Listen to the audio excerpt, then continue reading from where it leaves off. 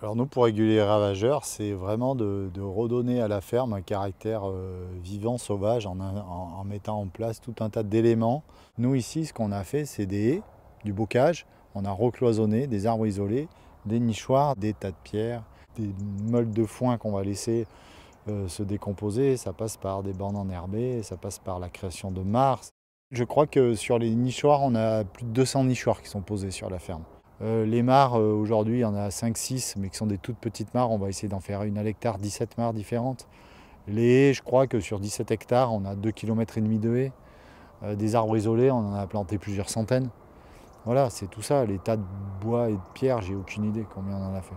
Alors, pour accueillir la biodiversité, nous, on s'est donné comme règle de rediviser le parcellaire. Notre grande parcelle, on en a créé plein de sous-petites parcelles de 1 hectare qui sont toutes connectées entre elles par des habitats qui sont à l'interface de chaque parcelle. Donc une bande enherbée, une haie, toutes ces haies, elles sont connectées. Donc il y a un corridor en fait qui se fait, une continuité écologique. Nous, aujourd'hui, le résultat le plus exceptionnel qu'on a pu constater, nous, c'est l'augmentation de la diversité et de l'abondance des oiseaux sur la ferme, notamment en période de reproduction, où on est passé d'une vingtaine d'espèces d'oiseaux à aujourd'hui 50 espèces d'oiseaux qui sont réellement sur la ferme. On s'est intéressé à la botanique et notamment aux messicoles, aux fleurs liées aux moissons.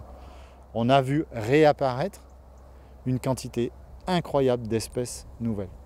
On s'intéresse aussi aux insectes, et notamment aux insectes assez faciles à déterminer comme les papillons de jour ou les libellules.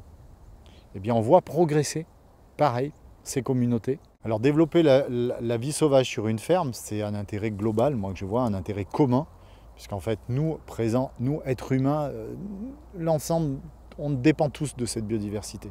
Moi, je ne réponds pas à la question en disant, voilà, j'ai un problème, je veux trouver un oiseau qui va résoudre mon problème. Cette solution, elle est trop facile et en fait, elle ne marche pas. La seule solution aujourd'hui, c'est de considérer que c'est l'ensemble de la biodiversité. Il y en a qui sont bien, il y en a qui sont moins bien, mais qu'on retrouve un équilibre. Et la ferme, c'est un milieu totalement déséquilibré. On crée un milieu, un habitat déséquilibré. Donc c'est retrouver un équilibre qui fasse que voilà, la résilience, c'est ça, c'est l'équilibre. La réalité, c'est que oui, il y a encore des problématiques importantes malgré la biodiversité sur la ferme. Il ne faut pas dire de sottises là-dessus. Donc on a encore beaucoup de pommes piquées par le Carpocaps, on a des choses qui sont non résolues. Mais en fait, on essaie nous de trouver de nouveaux équilibres en fait, de commercialisation. On sent bien que la technique classique de protection des cultures, en utilisant des produits en permanence, nous, c'est pas tenable en fait. Donc ça veut dire qu'il faut qu'on trouve les solutions. Pour nous, c'est essentiellement de comment on commercialise et qu'on valorise différemment nos produits.